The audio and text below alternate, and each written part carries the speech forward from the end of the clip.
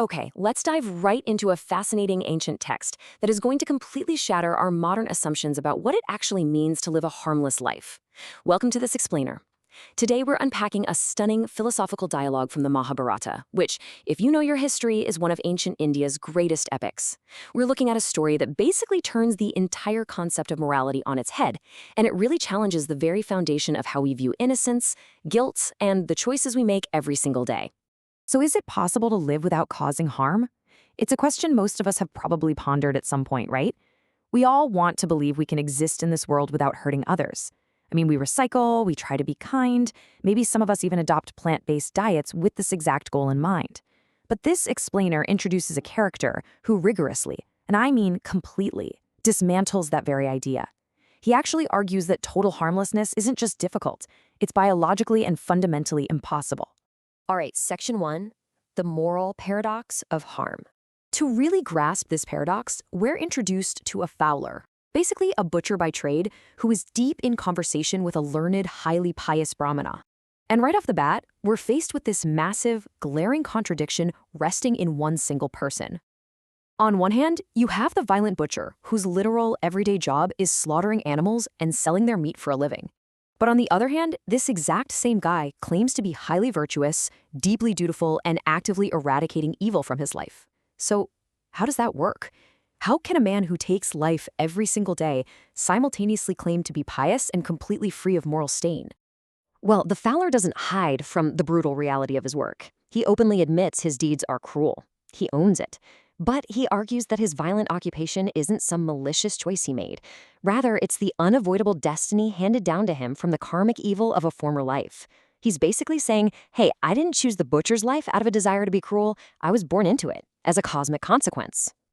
And that brings us to a really crucial point, how this ancient text actually defines karma. In modern times, we often treat karma like instant cosmic payback. You do something bad happens to you later that day. But here, it operates as an inescapable reality you're born into. It rigidly dictates your present circumstances and, most importantly, your occupational duties. It is a structural framework for society, not just some simple ethical balancing act. Moving on to part 2, destiny and secondary agents. Building on this idea of inescapable karma, the fowler essentially shifts the metaphysical blame away from himself. It's a 3-step defense. First, he claims the deity, or God, is the one who actually dictates destiny and takes the life. Second, this makes the executioner, in this case the butcher, merely a secondary agent, carrying out a pre-written cosmic script. And third, he argues that even the slain animals benefit, acquiring positive karma because their meat is used respectfully to feed gods, guests, and servants. To back this whole concept up, the fowler neutrally cites ancient history. He points to King Sivi, who famously attained heaven by literally giving away his own flesh. And then there's the legendary King Rantideva, who achieved an unrivaled reputation by slaughtering 2,000 animals and 2,000 cows every single day, purely to distribute food to the masses. The text even notes that the sacred fire itself is historically described as being fond of animal food, and that animal sacrifices were required for certain 4-monthly rites. So the fowler is pointing out that historically, harm done in the line of duty or for the greater good of hospitality and ritual was actually celebrated, not condemned. Which brings us to Section 3, the illusion of innocence.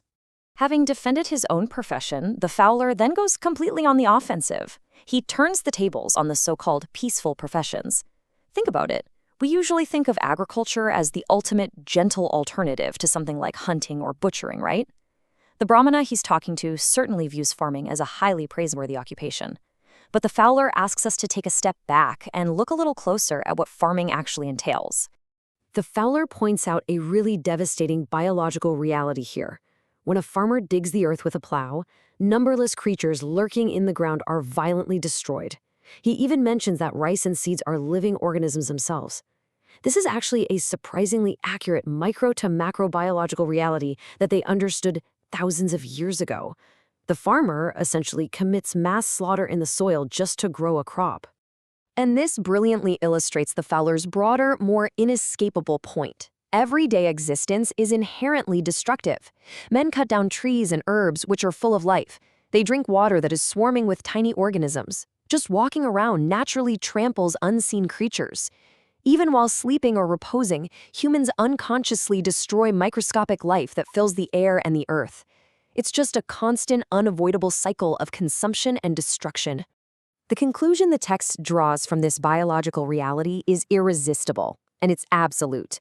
There is not a man on the face of this earth who is free from the sin of doing injury to creatures. Pure innocence? It's impossible. In fact, the fowler flat out claims that the commandment to do absolutely no harm was made in ancient times by people who were simply ignorant of the true, microscopic facts of existence. So when you weigh it all out, sure, the butcher inflicts high intentional harm. The farmer inflicts high unintentional harm through his plow.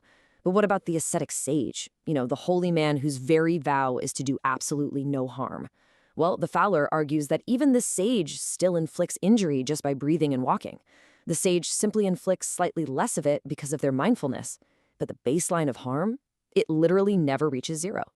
Now for part 4, duty as the ultimate expiation. This brings us to a massive existential crisis. How do we ethically navigate the world if literally every step we take is a sin?